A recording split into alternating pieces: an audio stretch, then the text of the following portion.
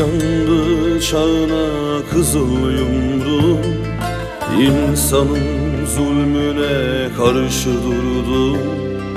Yollar oldu şimdi allı morlu bağlarım, hasret isim bağlarım, yeşil parkalım.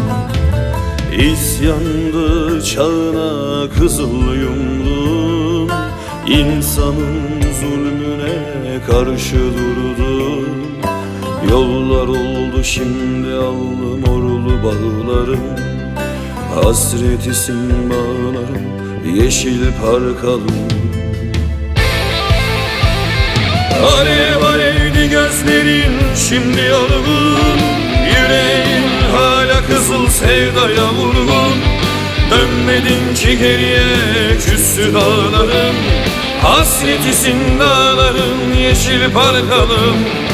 Alev alevdi gözlerin şimdi yorgun, yüreğin hala kızıl sevdaya vurgun. Dönmedin ki geriye küstü dağlarım, hasret isim dağlarım, yeşil parkalım.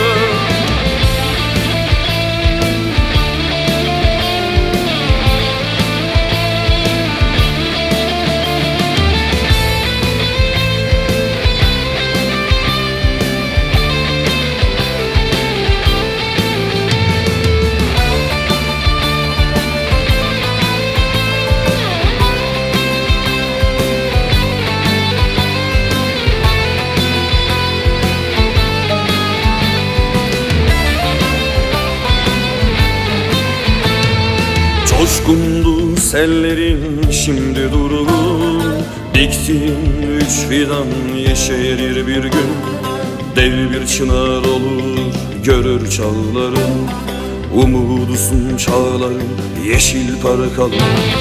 Coşkundu sellerin şimdi durgun, diktin üç fidan yeşerir bir gün.